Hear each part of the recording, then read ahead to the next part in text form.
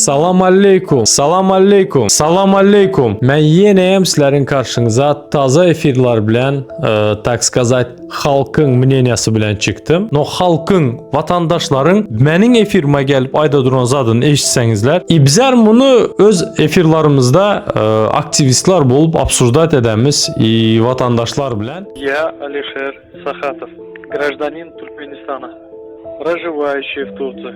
Объявляю голодовку как знак протеста против несправедливого задержания меня и в попытке отправить меня в Туркменистан, где меня ожидает мучительная смерть в Туркменистане. Я отказываюсь от какой-либо пищи и воды, пока моя ситуация не разрешится справедливым образом. Я надеюсь, что власти Турции рассмотрят мой вопрос и справедливо рассмотрят мою ситуацию, так как при отправке в Туркменистан мне grazят pıtki и смерть.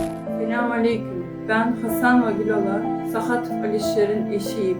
Dün sabah 7'de eşimi sivil polis geldi götürdü. Ankara'ya geri gönderme merkezine gönderdiler. Ben Türk Cumhurbaşkanlığı yüzlenmek istiyorum.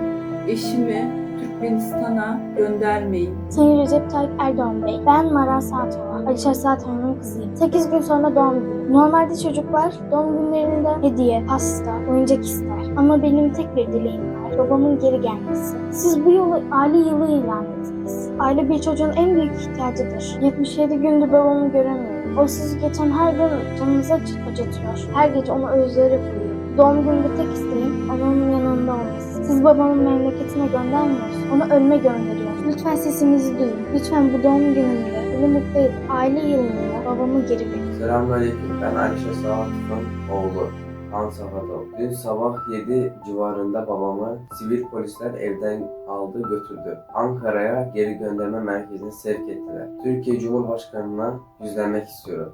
Babam memlekete giderse babamı öldürürler, yaşatmazlar.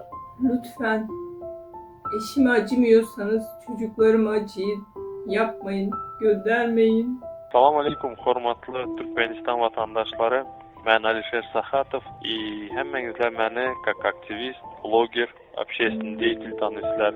Şu neçə nime ədəm bolsam şu 4 yılın içinde mən öz halkıma hakkımız barlığını aydattım.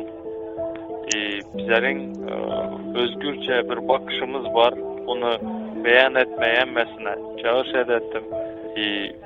Nime ədəm bolsamam halkın bəxtedine edettim. Ben şu gün burun buruna Türkmenistan'a gitmek bilen. Sizler bilesizler Türkmenistan'a ben iki tek blogger, aktivist barağa ise eziyet edip, izdivaç edip öldürediler kısacası.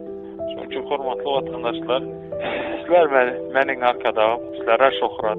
Şu gün sizler kömeğe de bilesizler. Şu gün bizlerin advokatımız deportu durdurma kararını itiraz etti. İnşallah gidimizden niyet edotupuz. Allah razı olsun advokatımızdan elinden hissadı kaygımın edoturan bizlerin için, aktivistler için, ben Abdullah için. Hurmatlı vatandaşlar, sizler arkadağımız, sizlere şokrat. Emmenize minnettar, rahmet emmenize.